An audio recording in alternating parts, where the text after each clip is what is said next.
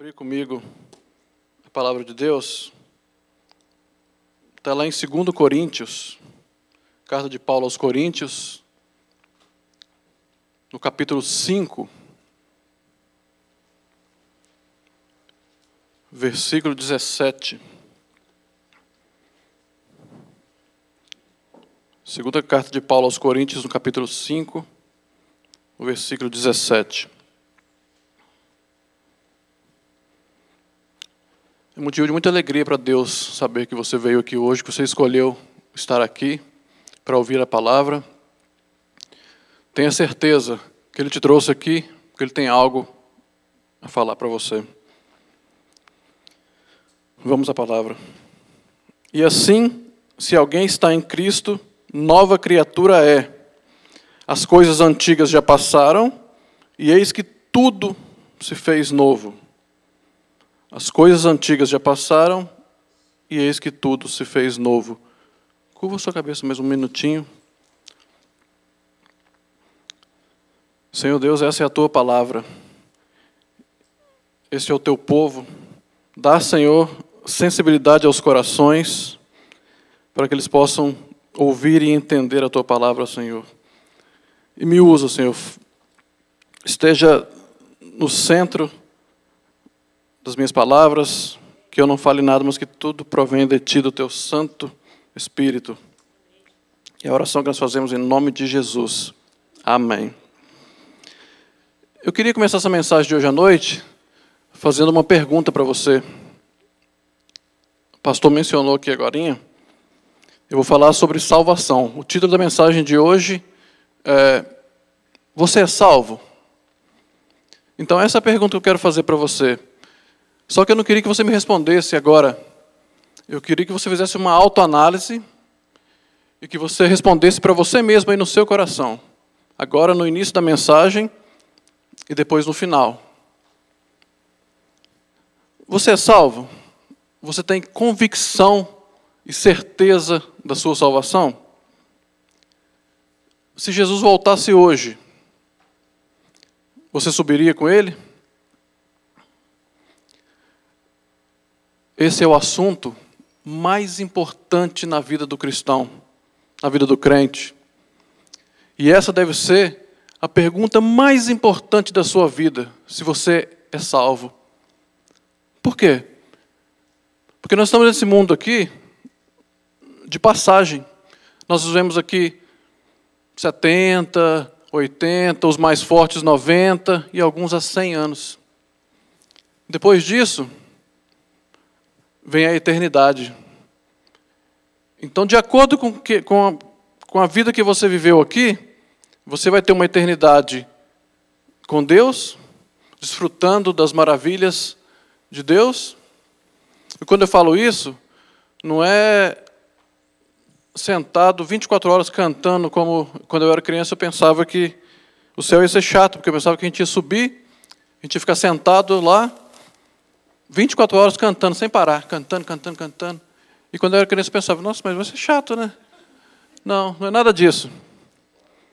A Bíblia diz que tem coisas inimagináveis. Nós vamos morar numa cidade chamada Nova Jerusalém, onde o próprio Deus construiu cada detalhe, onde ouro vai ser pisado, pedras preciosas vão fazer parte dos locais onde a gente vai pisar. Então o salvo vai habitar nesse lugar para sempre. Eu estou falando de eternidade, gente. Eu estou falando de uma coisa que não tem fim. Agora, aquele que morrer sem Cristo, a Bíblia diz que ele vai sofrer a ira de Deus e o juízo no inferno, onde a ferida não cicatriza, onde os vermes não param de comer, de morder. Então só há dois caminhos depois da morte: o céu ou o inferno. Então, a questão da salvação é uma questão muito importante para a igreja, para todos nós. Você deveria se fazer essa pergunta todos os dias. Será que eu sou salvo? Onde eu vou passar a minha eternidade? Onde eu vou passar o meu amanhã? Com Deus ou longe de Deus? E esse versículo que eu li aqui, ele é aquele versículo que fala da pessoa que se transformou. Porque todos nós nascemos em pecado. Porque quando Adão caiu, quando o homem caiu, pecou, Deus expulsou ele do jardim do Éden, então nós nos afastamos de Deus. Quando Deus criou o homem, você sabia que o homem era imortal? Ele nasceu perfeito para viver eternamente, mas ele pecou, ele caiu.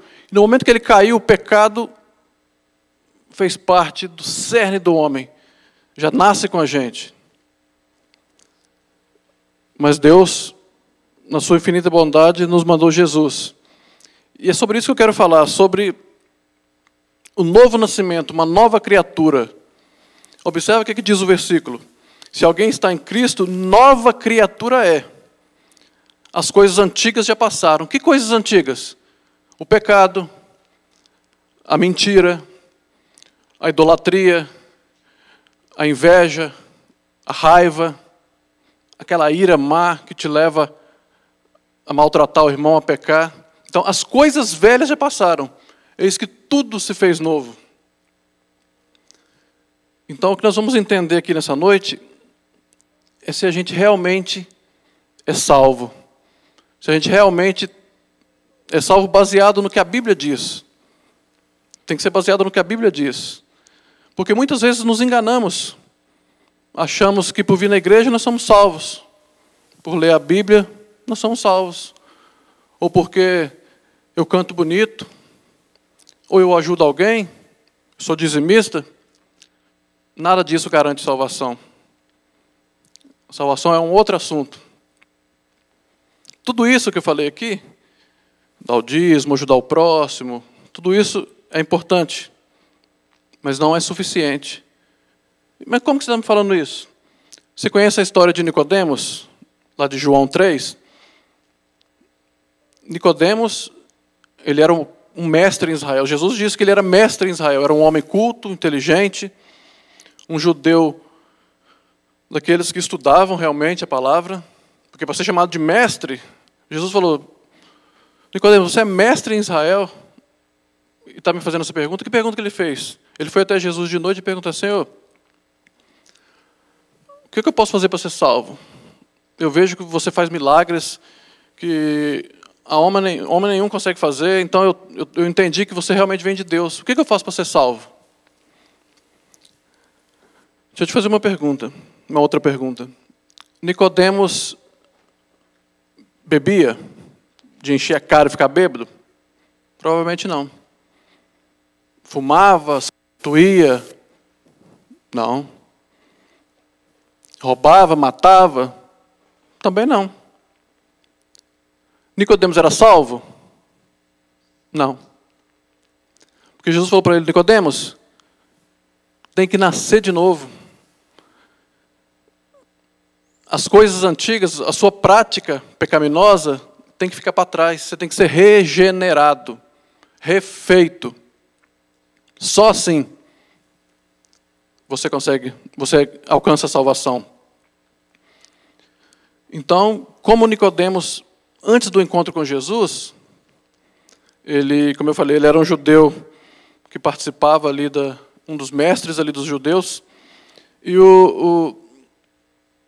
a santidade externa de um judeu, ela é muito maior, expressa muito mais do que a nossa é hoje. Por exemplo, eu fui estudar um pouquinho da história deles. Um judeu, naquela época, com 14 anos, ele já sabia o Pentateuco, os 5 primeiros livros da Bíblia de cor, com 14 anos.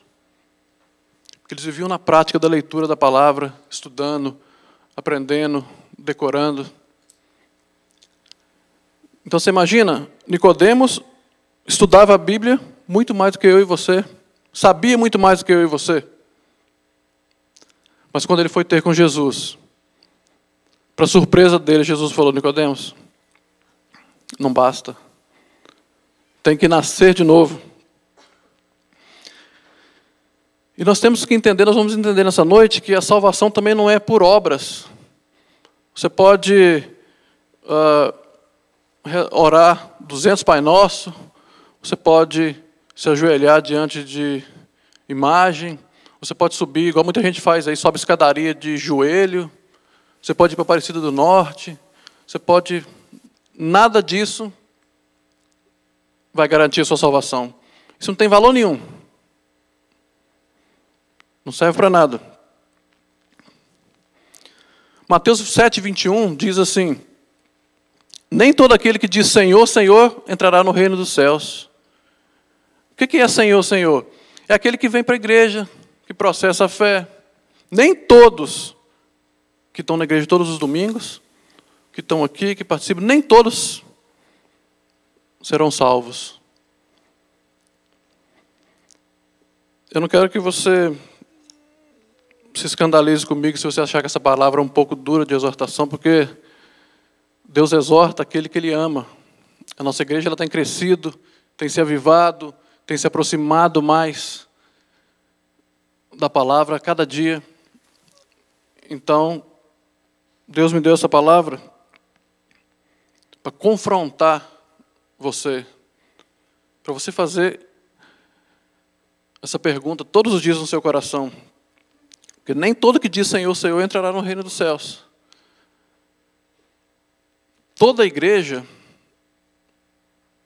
tem salvos e não salvos. Você conhece a parábola do trigo e do joio? Como que é essa parábola? Um fazendeiro tinha uma fazenda enorme, uma área boa de plantação. Ele chamou os seus funcionários e disse assim: eu quero que vocês preparem bem a terra e plantem o trigo, que é um alimento que nós precisamos muito. Então os funcionários dele foram lá e araram a terra, prepararam e plantaram o trigo. Mas aí o texto diz que à noite veio alguém e semeou umas sementes lá, diferente. Uma outra planta, parecida com o trigo, mas que não era trigo, que era o joio. Eu fui pesquisar o joio, fui ver, e é exatamente igual ao trigo. Se você vê uma plantação de trigo e uma de joio, você não consegue identificar. Só na hora da colheita, porque o trigo ele produz, e o joio não. E quando Jesus conta essa parábola, os discípulos ouvem, mas eles não entendem. E depois, quando eles estão afastados, eles chegam para Jesus e falam assim: Senhor, e aquela parábola lá do trigo e do joio? A gente não entendeu nada. Aí Jesus vai explicar. E ele comparou com a igreja. Assim é a igreja. Aquela área é a igreja. E lá tem trigo, mas também tem joio. E o interessante foi que o Senhor, os funcionários do fazendeiro falaram assim: deixa a gente ir lá e arrancar o joio, então, para crescer só o trigo. Ele falou assim: não. Se vocês fizerem isso, vocês vão. A planta é tão parecida que vocês vão acabar arrancando muito trigo também. Então faz o seguinte: vamos deixar crescer e produzir, e na época da colheita, aí fica fácil, porque aí um vai estar carregado de fruto, de bom fruto, e o outro não. Então vocês arrancam. Então assim será na volta de Cristo.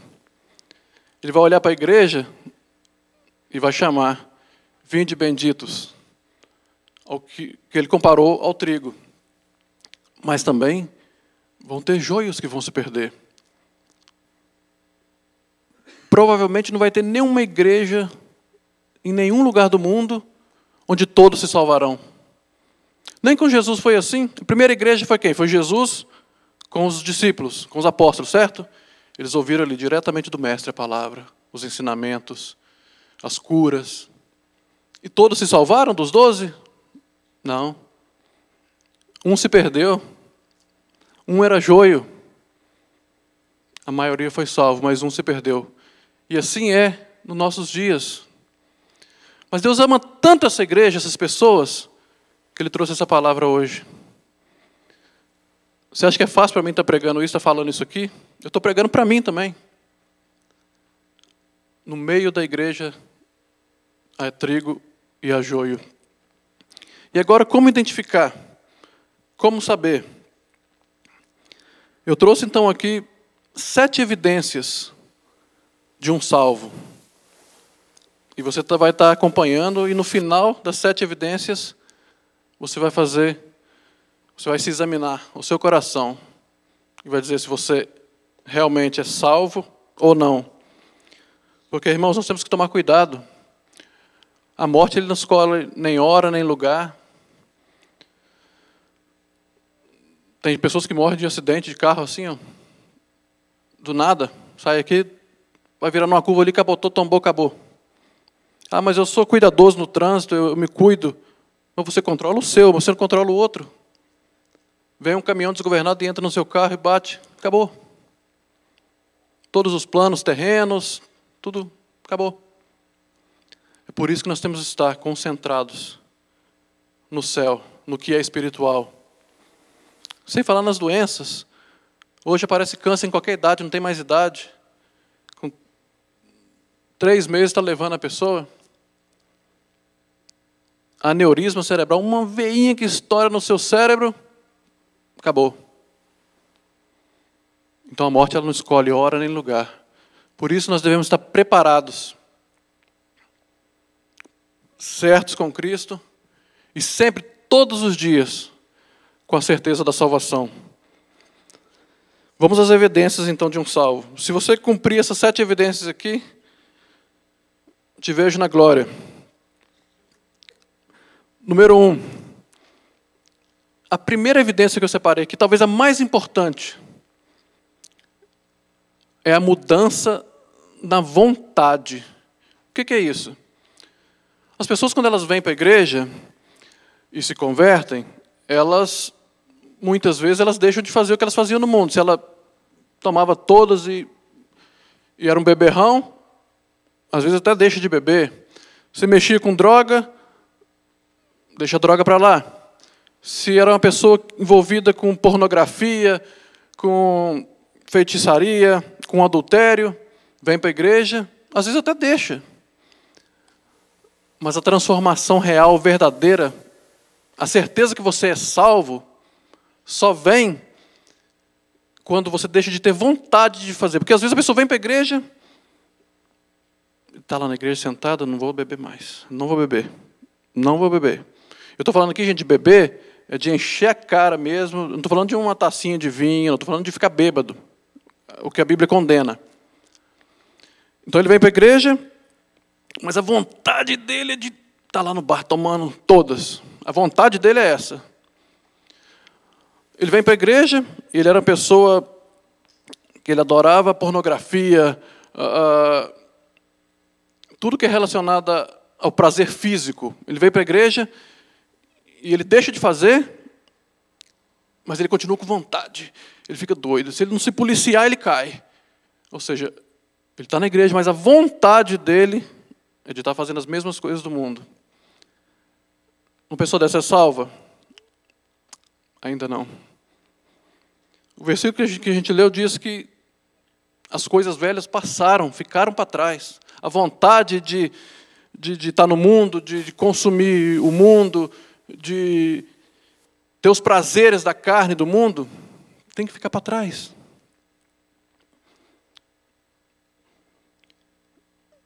Vou te contar 2 exemplos de conversão que eu vi, para você entender e acompanhar. Tinha um rapaz que ele era músico, e ele tocava numa banda de cover de heavy metal. Tocava Guns N' Roses, tocava Metallica, tocava essas bandas aí de rock. E caía na droga. Um dia, convidado por um amigo, ele foi na igreja e ele ouviu a palavra. E a palavra tocou no coração dele. Então, o pastor chamou lá na frente, ele foi e falou: eu quero entregar minha vida para Jesus. Minha vida é uma bagunça, droga, sexo e rock and roll. Eu quero entregar minha vida para Jesus. Então ele entregou a vida para Jesus. Mas ele tocava na banda. Ele parou de se drogar. E ele tinha alguns compromissos com a banda, então ele continuou alguns ensaios, mas a mente dele estava na igreja. Estava lá. Certa vez, ele já na igreja, ele foi ensaiar, uma dessas bandas bem pesada mesmo, e chegou lá, no meio do ensaio, está cantando a música, eu estava ensaiando uma música do Pink Floyd. E ele parou assim, de repente, falou: meu Deus do céu, o que eu estou fazendo aqui? Sabe, aquilo causou uma coisa tão ruim nele, ele se sentiu tão mal, que ele quis sair correndo dali. E ele saiu. Nunca mais ele teve vontade, ou ele quis estar tocando com essas bandas ou se drogando. Então, essa é uma conversão genuína.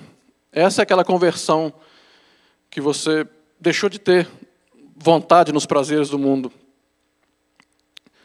O segundo caso foi de um estudante e o prazer dele era encher a cara, tomar todas e se prostituir. Quanto mais menininhas ele conseguia, melhor. Mas ele também foi um dia na igreja, ouviu essa mesma palavra do pastor, a palavra tocou ele quis entregar a vida para Jesus. Ele foi lá. E ele parou de se envolver com prostituição, parou de tomar todas todo dia, e estava na igreja. Porém, tinha uma diferença. Ele estava na igreja, mas ele não estava se aguentando de vontade de estar fora. Ficava pensando na vida que ele levava, na vida depravada, devassa que ele tinha. Estou na igreja, mas minha mente está fora. Estou pensando nas meninas, estou pensando naquela cervejinha, depois da pelada. A vontade dele ainda não foi atingida, ele está em processo. Porque, meu irmão, a salvação não é quando o pastor faz um apelo, você vem cá na frente e bota a mão, estou salvo. Não, isso é o primeiro passo. A partir daí você vai se santificando. Então, o primeiro grande evidência de um salvo é a vontade.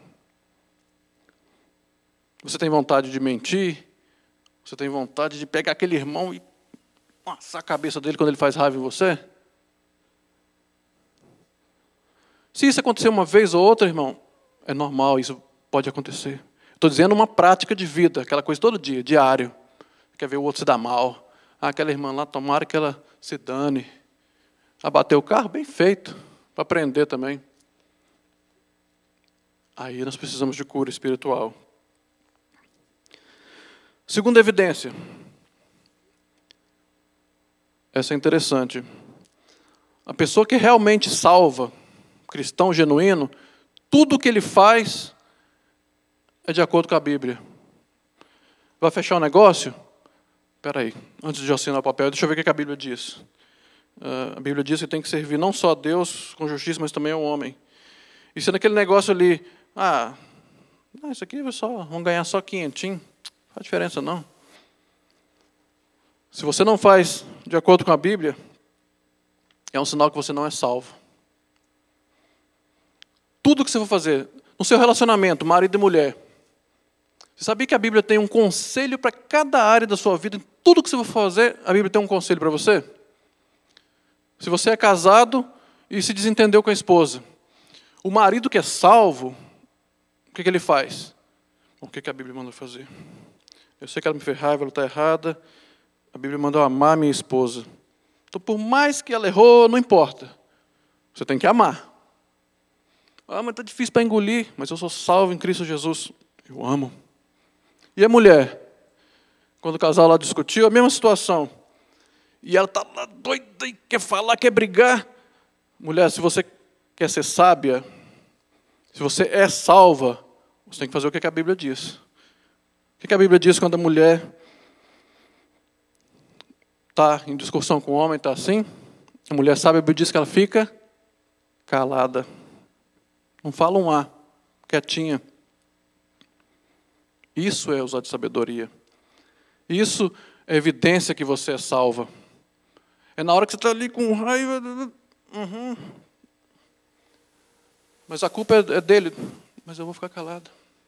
Porque eu estou fazendo o que a Bíblia diz. No trabalho. Como que você é no seu trabalho? A Bíblia diz que você tem que honrar a Deus, mas também honrar aos homens. O seu patrão. Ser honesto. Quando você está lá no seu trabalho, você coloca a Bíblia como seu manual de prática? Tem gente que não. $20? Um patrão tem tanto, vai sentir falta. Não, $20? O que é $20? Para quem tem tanto? O que a Bíblia diz? Assim como você é com Deus, você tem que ser com os homens honestos. É usar a Bíblia no seu dia a dia. na sua prática de vida, na sua vida social.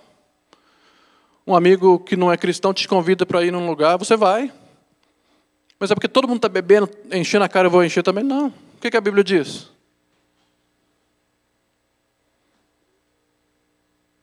Lá no Salmo 1. Bem-aventurado o homem que não anda segundo o conselho dos ímpios, não se detém no caminho dos pecadores, nem se assenta na roda dos escarnecedores. Então, se na sua vida diária, toda semana, você está lá no meio de baderneiro, e cervejada, e bagunçada, se isso aí for uma prática de vida, é um sinal que você não é salvo. Não estou dizendo que nós não podemos conviver. Agora, se você está convivendo lá com ímpio, se você está ali, faça como Jesus fez. Dê bom testemunho. Pregue a palavra. Então, a segunda evidência é que em todas as áreas da sua vida, qualquer decisão que você for tomar, deixa eu ver o que a Bíblia diz. Se você faz isso, é uma evidência que você é salvo. Se você não faz, a partir de hoje, nós vamos fazer ainda mais. Qualquer decisão do dia, da semana, do mês, do ano. Deixa eu ver o que a Bíblia diz. Ah, mas eu não aguento mais essa mulher. Deixa eu ver o que a Bíblia diz. A Bíblia é o nosso manual. É o que nós devemos seguir em todo o tempo.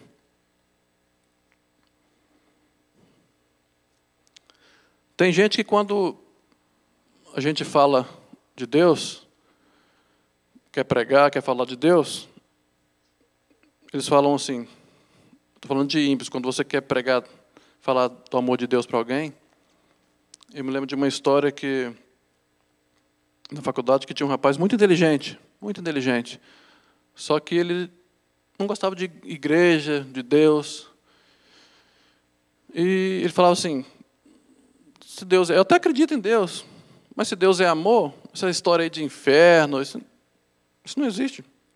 Porque se Deus é amor, Ele ama todos, Ele vai salvar todos. Essa era a ideia que ele tinha. Deixa eu te colocar uma situação aqui então. A Bíblia diz que Deus é amor, mas Deus também é justo. Verdade? Por mais amor que Ele seja, Ele também é justo. E se eu perguntar se você é uma pessoa boa, eu creio que você ia dizer que sim. Então, imagina você como uma pessoa boa. Imagina que você está saindo de casa para trabalhar e você deixou... Imagina que suponha que você tem uma filhinha de 2 anos. Você deixou ela em casa e a sua babá está cuidando da sua filha. Você foi trabalhar. Você é homem, você é mulher. E você sai para trabalhar, passa o seu dia no trabalho e você está voltando. Quando você está voltando para casa, você percebe que o portão da sua casa está diferente, está arrancado, está arrombado. Você toma um susto e você sobe lá em cima, chega na sua casa e a sua babá está amarrada, presa no banheiro e tem um homem abusando da sua filha. Um homem de 40 anos abusando da sua filha de 2. Qual vai ser a sua reação? Se os policiais chegam e prendem esse homem vai a julgamento. O que o bom juiz vai fazer? Ah, eu sou um juiz muito bom, amoroso. Isso aí foi só a 15ª criança que ele molestou, mas é só amor. Deixa ele, solta ele. É isso que você queria que o juiz fizesse? Não, né? A mesma coisa é Deus. Deus é esse juiz. E a palavra diz que Ele é santo e puro. Ele não tolera o pecado. Se isso acontecesse com você, das duas, uma, ou você mataria esse rapaz com as suas próprias mãos, ou se ele fosse preso, você queria prisão perpétua, pena de morte. Por quê? Porque apesar de você ser uma pessoa boa, você gosta da justiça. Nós gostamos da justiça. E assim é Deus. Evidência número 3.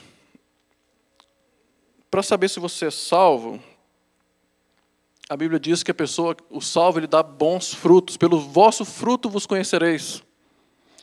Então, interessante que a Bíblia não conhece o salvo porque ele canta, porque ele prega, ou porque ele faz boas ações. Não, é pelo fruto.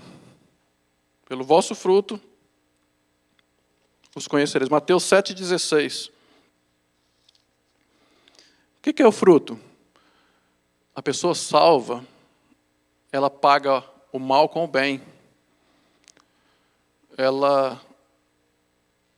ela tiver que emprestar um dinheiro para alguém, tiver condições de tiver que emprestar, ela empresta, o que a Bíblia diz? E não vai correndo buscar, não vai atrás. Se ele te pagar bem, se não te pagar, você fez a sua parte. A pessoa que é salva, que dá bons frutos, ela consegue perdoar. Por mais difícil que seja. Imagina um caso como esse que eu contei. A pessoa chega para mim e fala assim, não, mas como que eu vou perdoar o cara que molestou a minha filha de 2 anos? Como que eu vou perdoar? É impossível, eu não consigo esquecer, jamais vou esquecer isso. Veja bem, eu não estou falando de esquecer. Esquecer é amnésia. Eu estou falando de perdoar, abrir o coração. Humanamente, numa situação dessa, é impossível perdoar. É impossível. Humanamente falando, é impossível. Você jamais vai perdoar. Quem tem filho sabe. Vai perdoar alguém que maltratou seu filho. Mas é por isso que nós precisamos do Espírito Santo. Uma vez que o Espírito Santo é parte presente das nossas vidas, isso se torna mais fácil. Perdão, amizade, ajudar o próximo. Agora sim. Então eu não faço essas coisas boas para ser salvo. Veja a diferença. Eu não faço isso para ser salvo. Eu faço isso porque eu sou salvo. Então você não faz boas ações para você ganhar a salvação. Não. O cristão, ele faz boas ações porque ele já é salvo. Ele tem prazer em ajudar, prazer em doar o tempo dele aqui na igreja, prazer em ajudar um irmão necessitado, prazer em ajudar um homeless, prazer em fazer o bem, é dar bons frutos. Então, através dos bons frutos, é que você sabe se você é salvo ou não. Olha para dentro do seu coração. Você é aquela pessoa que gosta de fazer o bem? Que tem vontade de fazer o bem? Ou você tem dificuldade? Número 4. Uma quarta evidência de um salvo. Ele tem prazer de andar com outros salvos. Ele gosta de ficar no meio do povo da igreja. Tem uma célula, é da igreja, eu estou lá. Domingo à noite, sempre que eu posso, se eu não estiver trabalhando, se eu não estiver, eu estou lá. Porque ele tem prazer de estar com os irmãos da igreja. Convidar alguém para dormir lá em casa, para assistir um filme, para fazer alguma coisa, vou convidar um irmão da igreja. Por quê? Porque ele gosta desse ambiente de igreja. Porque aqui não tem palavrão, aqui não tem mentira, aqui as pessoas falam de coisas do alto, coisas de Deus.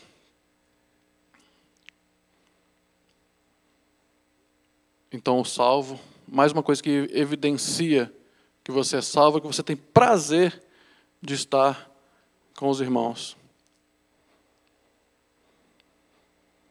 Quando você estiver no seu trabalho, quando você estiver aí, você tem que ter a postura de cristão, né? Tem que estar lá junto, mas a vontade mesmo é de estar aqui, no meio dos irmãos. Essa é mais uma evidência.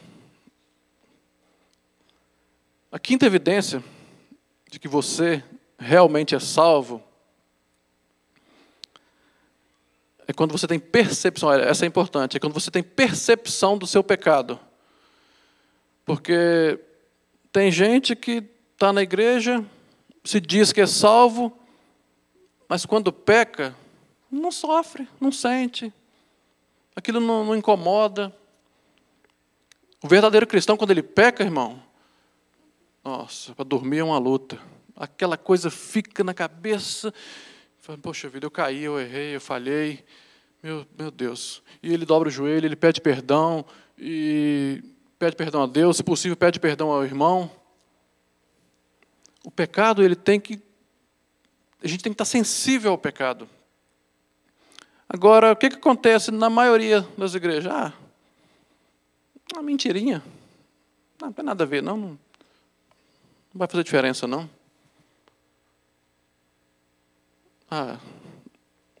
Preencher um imposto de renda aqui, eu ganho 300 mil por ano, mas eu vou preencher só 60. O Obama não está trabalhando direito mesmo, para que eu vou declarar o justo? Isso não. O Obama não está fazendo nada, a Dilma pior. Então, para que eu vou declarar o quanto que eu ganho? Não. Se estivesse trabalhando, estivesse fazendo, não, isso é desculpa. O que a Bíblia diz? Quando Jesus foi interrogado sobre esse assunto de pagar imposto ou não pagar imposto, o que ele falou? Dai a César o que é de César e a Deus o que é de Deus. Então você tem que ser correto aqui com o seu dízimo e oferta, mas você também tem que ser correto lá com a IRS, porque Deus vai te cobrar isso.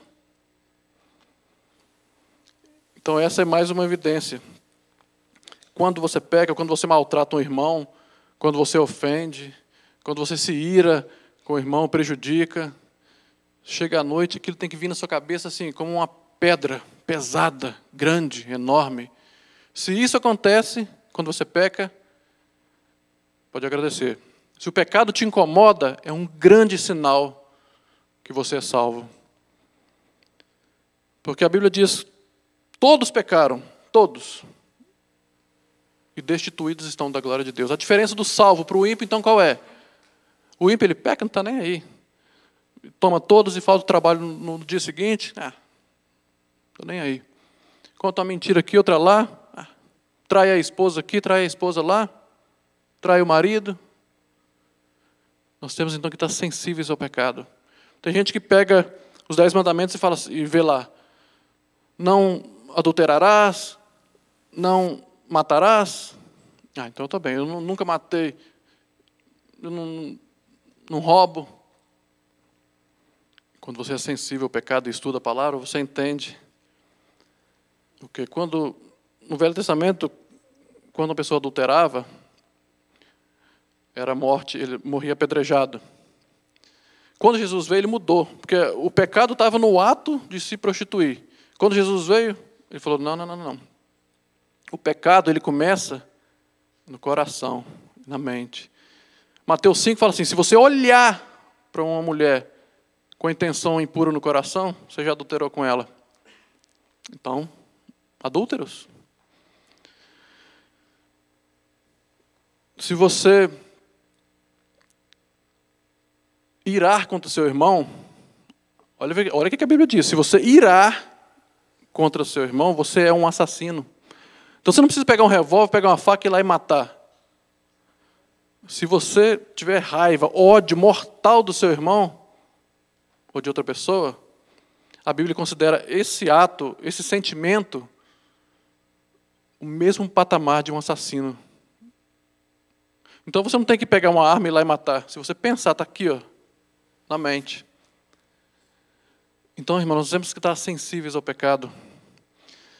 Deus, ele abomina a prática do pecado. Por isso que você tem acesso direto a Jesus para você pedir perdão aos seus pecados, todos os dias, toda hora. Veja o que aconteceu no Éden. Ainda me permite te relembrar esse exemplo aqui. Deus criou o Éden, o homem, a mulher, tudo perfeito. Um pecado, não foi uma vida pecaminosa, uma prática de vida no pecado, não. Um pecado de Adão, de Eva e de Adão foi suficiente para Deus expulsar o homem do Éden. O homem, como eu falei no início, para que nasceu perfeito, imortal, sem doença, sem problemas, a mulher não teria dores do parto, o homem não tinha que trabalhar para... Essa é a criação original de Deus. Não bastou um pecado, umzinho só, e Deus expulsou eles do Éden. Você vê como que Deus abomina o pecado, abomina a prática. Mas Ele sabe que você vai cair, que eu vou cair. Então veja bem o que eu estou dizendo, não é um deslize que vai tirar a sua salvação. Uma vez que você é salvo, que seu nome está no livro da vida, nunca mais sai. O crente, ele peca. O crente, ele esfria. Mas é por isso que você tem que estar aqui nos domingos, para você se alimentar. Assim como o seu corpo físico, quando você acorda de manhã, você quer aquele café gostoso, você quer aquele pão, você quer aquelas iguarias, aquelas frutas. O seu corpo físico pede isso. E você sente. Assim também a sua alma. Ela pede a palavra de Deus, ela pede um louvor maravilhoso como esse que nós cantamos aqui, de exaltação a Deus. Nós temos que nos entregar a Deus a ponto de ter essa sensibilidade ao pecado aumentada. Porque só assim você vai reconhecer. E quando você estiver prestes a pecar, você vai falar, opa, não posso fazer isso. Não, a ira, a mentira não está de acordo com a palavra. Pensa um pouquinho comigo. Desde quando você atingiu a idade da razão até hoje, você consegue contar, ou lembrar, ou ter ideia de quantas mentiras você já contou? Centenas de milhares. Todos nós. Só aí, então, você já é réu culpado. Você é réu culpado. Quem aqui nunca sentiu ira, raiva, vontade de pegar o pescoço de alguém e torcer? Todos. Então você é réu, porque você é assassino. Quem aqui nunca teve um pensamento malicioso, nunca olhou uma mulher ou um homem na rua e desejou? Então você é adúltero, eu sou adúltero. Isso basta para nos condenar. Isso basta para nos dar o castigo eterno. Ser sensíveis ao pecado. É isso que o Espírito Santo quer da nossa igreja hoje. Sejamos sensíveis. Praticamos os bons frutos. O perdão, o ânimo, a ajuda ao próximo. 1 João 3,17 diz assim, que se você tem bens aqui na terra, se você tem condição, e você vê o irmão da igreja, a primeira é o irmão, em necessidade, e você pode ajudar, mas você não faz, você está pecando. Cadê a sensibilidade pelo irmão?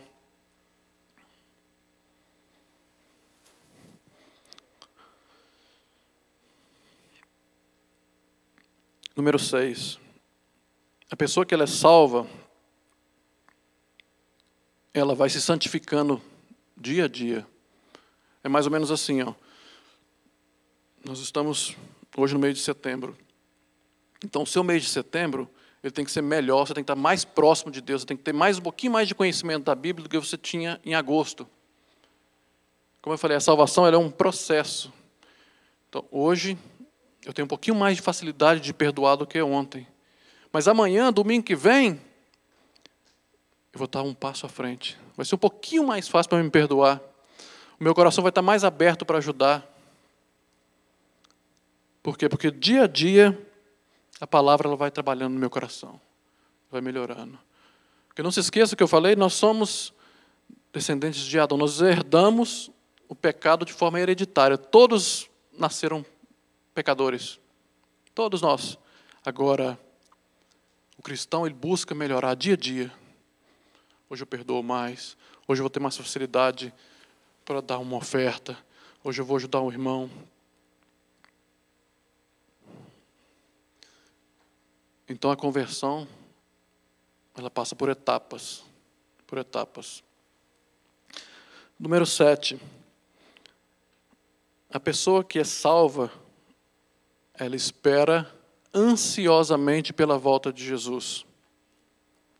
O que é isso? É pensarmos mais nas coisas do alto, do espiritual, do que aqui, do terreno. Aqui nós buscamos viver uma vida boa, trabalhamos duro. Se você trabalha duro e é honesto, você tem direito ao melhor mesmo nessa terra. Agora, eu estou falando de prioridade. Como eu falei, aqui você vive 70, 80, 90 anos, depois é toda uma eternidade. Então isso é sério, gente. É muito sério.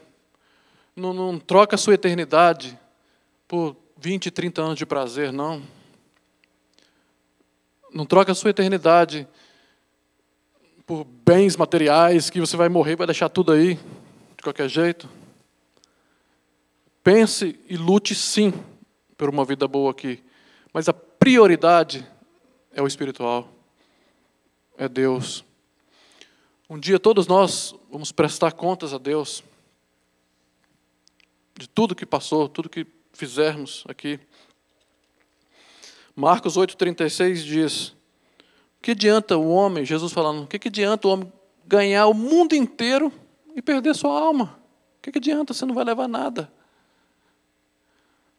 Seja bem-sucedido, sim, mas lembre-se que o mais importante é o espiritual. O maior legado que você deixa para um filho são os seus ensinamentos. É quem ele vai ser amanhã. O que nós deveríamos preocupar realmente é com o caos que tem acontecido nesse mundo. Você já percebeu como é que estão as notícias? A economia, como que está?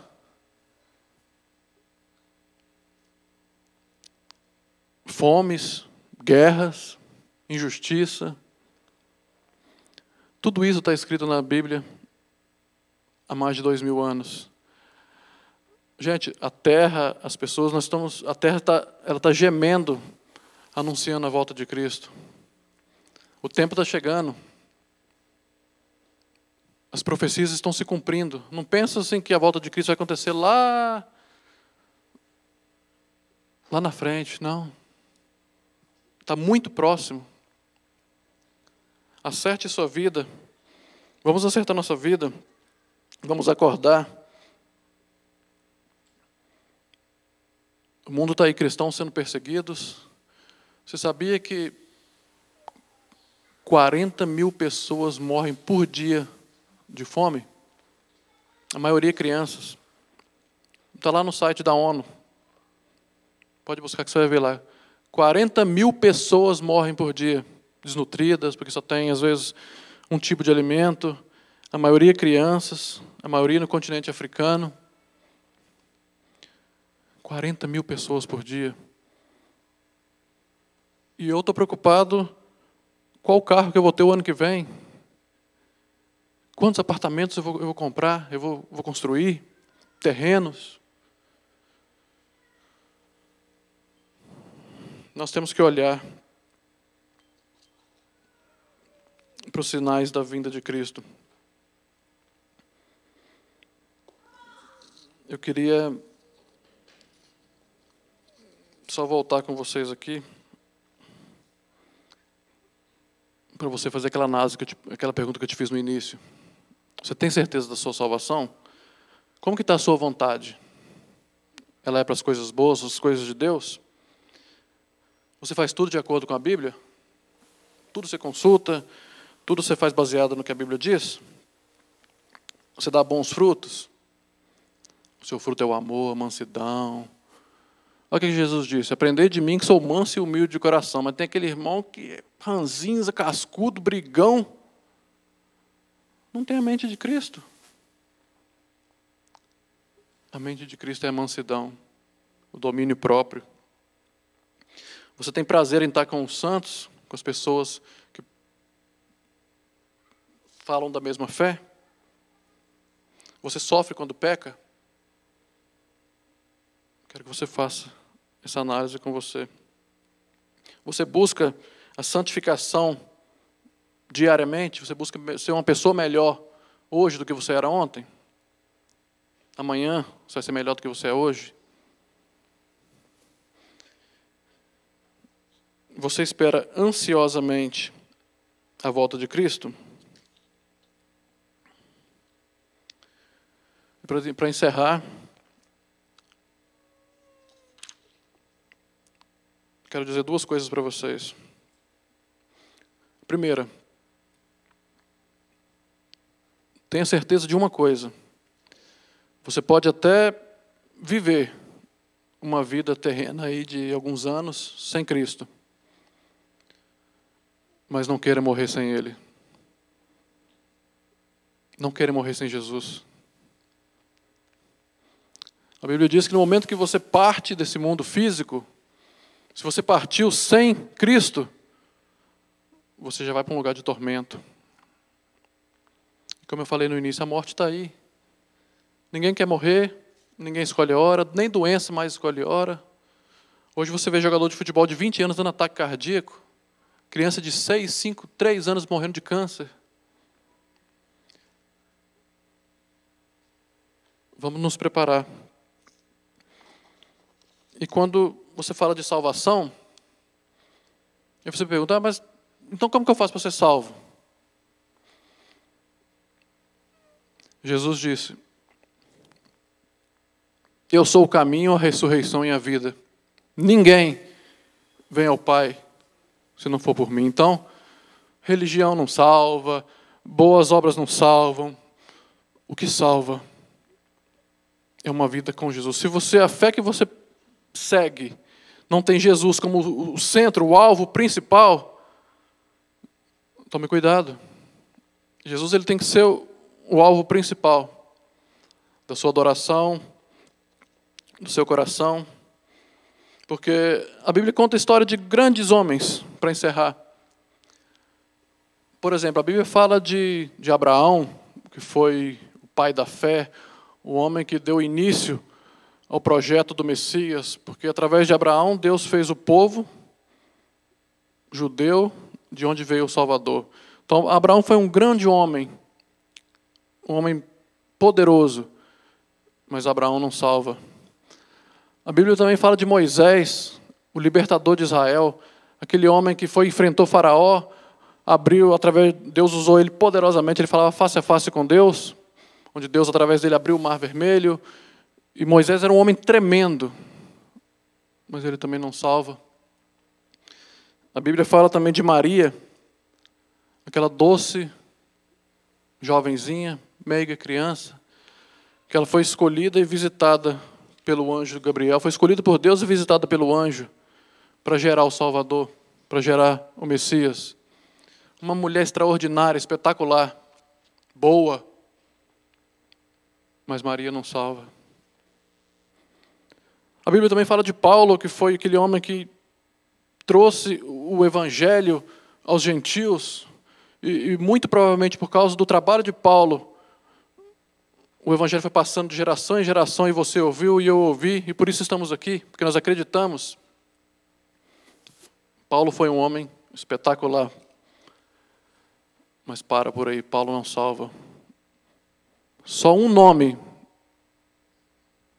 digno de adoração, só um nome que é a ponte que te liga você, eu, homens maus, pecadores, como eu disse, afastados, destituídos da glória de Deus, por causa do pecado de Adão, e nós nascemos no pecado e pecamos constantemente. Mas Deus, no seu infinito amor, Ele nos deu essa chance, que se você crê em Jesus, estudar a palavra dEle, você tem chance. Eu tenho certeza que essa palavra, mesmo que um pouquinho dura, foi a mensagem que Deus queria trazer ao seu coração nessa noite. Só no nome de Jesus, eu queria que você curvasse a sua cabeça nesse instante. E agora eu queria que você respondesse essa pergunta que eu te fiz. Você tem certeza da sua salvação? Você é realmente salvo? A sua vontade é boa? Você é aquela pessoa que faz as coisas que a Bíblia pede? Você tem prazer de estar aqui na igreja? Você vem cá por prazer? Você louva, você busca? Você luta para você perdoar o seu irmão? Se você faz isso tudo, e principalmente, se você crê que Jesus é o Salvador, a Bíblia diz que todo aquele que crê será salvo. Mas esse crer é aquele crer de verdade, aquele crer genuíno. Só o nome de Jesus. Só em Jesus você tem salvação.